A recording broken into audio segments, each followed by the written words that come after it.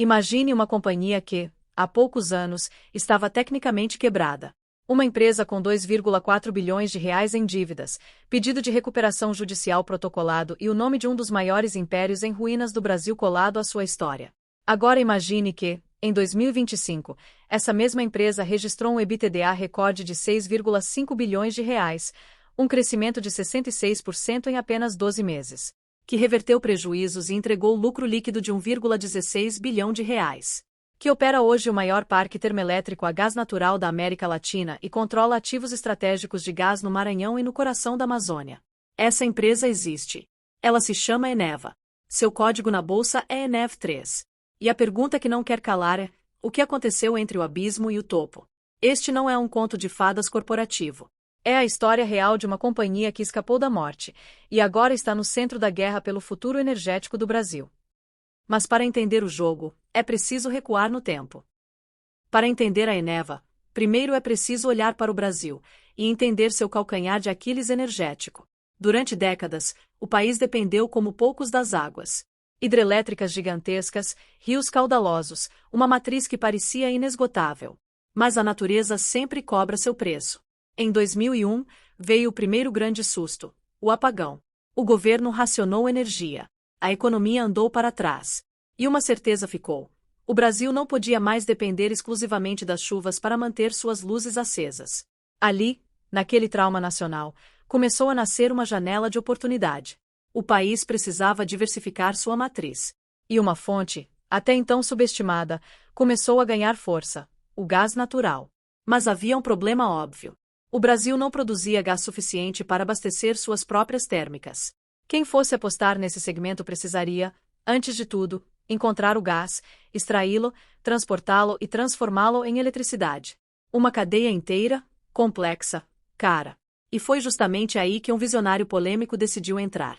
O nome dele era Eike Batista. A Eneva não nasceu Eneva. Ela nasceu MPX Energia. Em 2001, dentro do grupo EBX de Eike Batista, o homem que, por anos, foi o bilionário mais famoso do Brasil. Eike tinha uma visão. Enquanto o país ainda se recuperava do trauma do apagão, ele enxergou no gás natural a próxima fronteira energética brasileira. A MPX começou com investimentos pesados em usinas termoelétricas. A aposta era simples na teoria: gerar energia a partir do gás, independentemente das chuvas.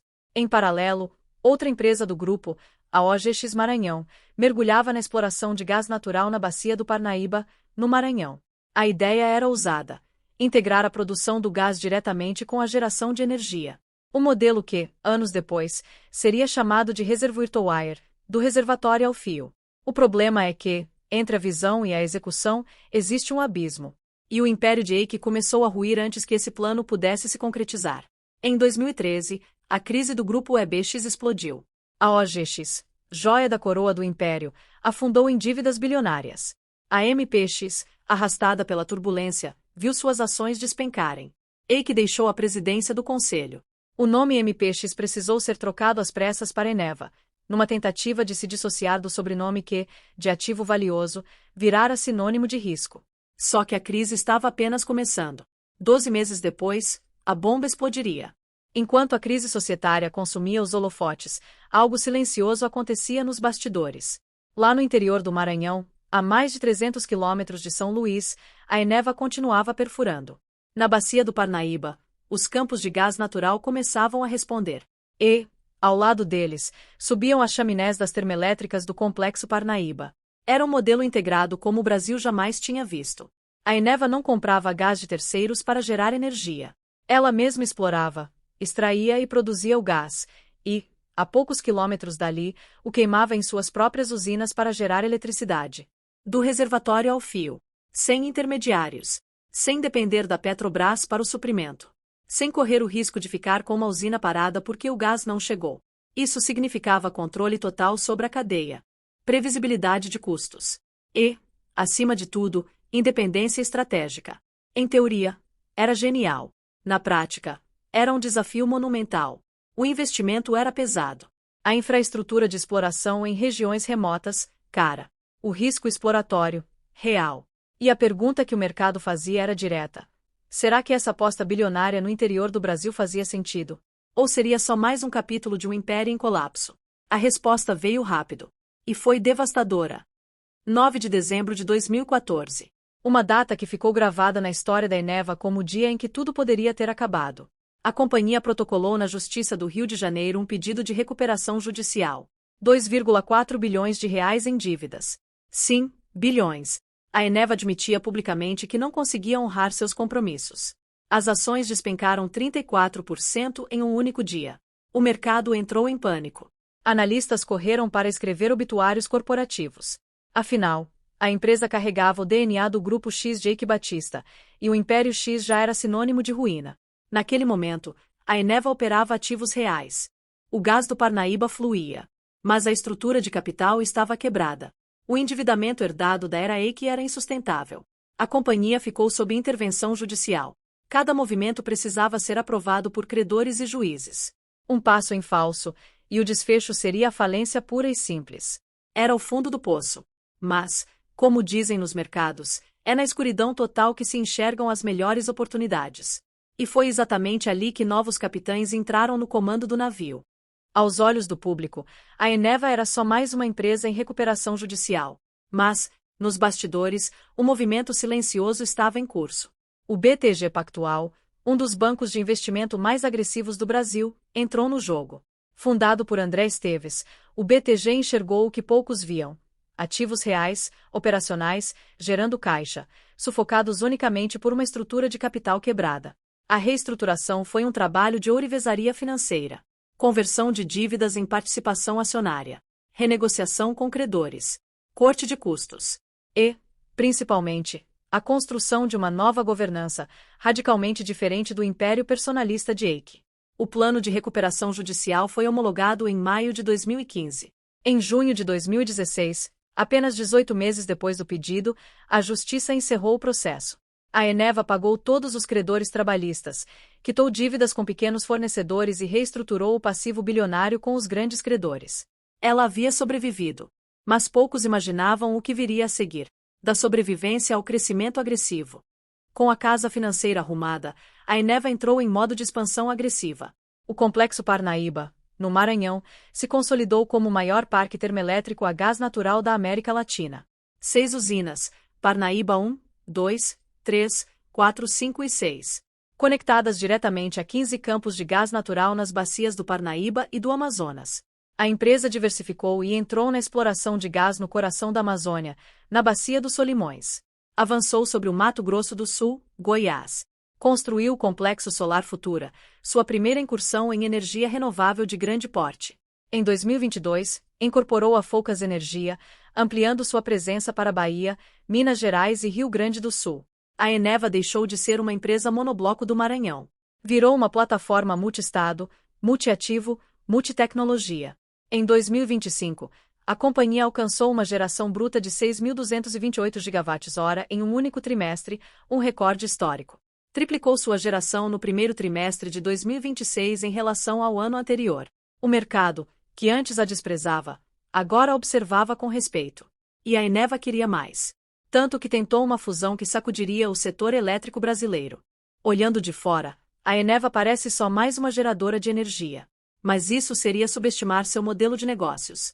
A maioria das termoelétricas brasileiras compra gás da Petrobras ou de importadores. Elas dependem de terceiros para o combustível. Se o gás não chega, a usina para. Se o preço sobe, a margem desaparece. A Eneva é diferente. Ela controla a cadeia inteira. O gás está no subsolo de campos que ela mesma explora. A usina está ao lado do campo. A eletricidade gerada entra no sistema interligado nacional por linhas de transmissão que ela mesma ajudou a construir. Essa integração vertical não é um detalhe técnico. É uma muralha competitiva. É a diferença entre ser vulnerável e ser soberana. Em 2025, enquanto muitas termoelétricas lutavam com o custo do combustível, a Eneva registrava EBITDA recorde. O motivo? Quando você produz seu próprio gás, você não sofre com a volatilidade do mercado internacional. Você não paga ágio ao intermediário. Você define seu próprio custo marginal. É um modelo de negócios que funciona como uma fortaleza. E poucas empresas no Brasil conseguem replicá-lo. Mas o futuro não pertence apenas ao gás. O Brasil está no meio de uma guerra. Não com armas, mas com contratos, concessões e leilões de energia. De um lado, a Eneva, maior operadora privada de gás natural do país, com capacidade contratada de 5,06 gigawatts, novos projetos em andamento e uma usina de 7 bilhões de reais planejada no Amazonas. Do outro, a Âmbar Energia, braço do grupo JF, dos irmãos Batista, não confundir com EIC. E no tabuleiro, claro, a gigante estatal Petrobras, que ainda controla a maior parte da infraestrutura de gás do Brasil. Em 2023, a Eneva tentou um movimento ousado. Propôs uma fusão com a Vibra Energia, ex-BR Distribuidora, numa operação que criaria a terceira maior empresa de energia do Brasil. Seria uma multiplataforma integrada de geração, distribuição e comercialização. Mas a empresa Vibra rejeitou. Porém, a mensagem já estava dada. A Eneva não quer ser coadjuvante. Em março de 2026, a empresa saiu como grande vencedora do leilão de capacidade do governo, recontratando usinas e garantindo receita bilionária de longo prazo. Anunciou um novo complexo termoelétrico de 1,3 gigawatts no Amazonas, com investimento de 7 bilhões de reais e geração de 3 mil empregos. A disputa pelo futuro energético brasileiro é sobre uma coisa só: quem vai garantir que as luzes do país permaneçam acesas? E para o investidor, uma pergunta permanece. Chegamos ao ponto onde toda boa história de investimento se resolve: o preço. A Eneva reverteu prejuízos, entregou lucro de 1,16 bilhão de reais em 2025, quase triplicou a geração de energia e acumula contratos de longo prazo. Sua receita operacional líquida saltou 61,7% em um ano, atingindo 18,4 bilhões de reais. Seu EBITDA bateu recorde atrás de recorde. A dívida está sob controle. Mas o mercado sempre olha para frente. O que está no horizonte? Primeiro, a transição energética. O gás natural é considerado o combustível da transição, mais limpo que o carvão, mais confiável que a solar e a eólica intermitentes. A Eneva está posicionada exatamente no centro dessa tese. Segundo, a expansão geográfica. O Brasil precisa de energia no interior, na Amazônia, longe dos grandes centros. A Eneva já está lá, com ativos operacionais e licenças de exploração. Terceiro, a segurança energética nacional. Crises hídricas continuarão a acontecer. Leilões de capacidade premiarão quem tiver geração firme e despachável. E ninguém no setor privado brasileiro está melhor posicionado que a Eneva para capturar esse valor. Os riscos existem. O preço da energia oscila. Concorrentes não dormem. E o fantasma da recuperação judicial, ainda que superado, deixa cicatrizes. Mas a pergunta final é simples: o Brasil pode abrir mão da Eneva? Se a resposta for não, então Enev 3 merece uma segunda olhada. Faça sua própria análise. Mas lembre-se, as melhores histórias de investimento são aquelas que o mercado ainda não precificou completamente. A trajetória da Eneva é um filme que mistura quase morte, reinvenção e poder estratégico. Mas na A Voz do Balanço, a gente sabe que história sem número é entretenimento, e número sem história é frieza contábil. Por isso, além de mergulharmos nas narrativas das empresas que moldam o Brasil e a Europa, a gente também publica as análises detalhadas dos balanços dessas mesmas companhias. Da CEMIG ao Grupo Mateus, da M. Dias Branco à Adidas, e claro, os números mais recentes da própria Eneva. Se este documentário te mostrou o cenário completo, a análise do balanço vai te entregar os detalhes.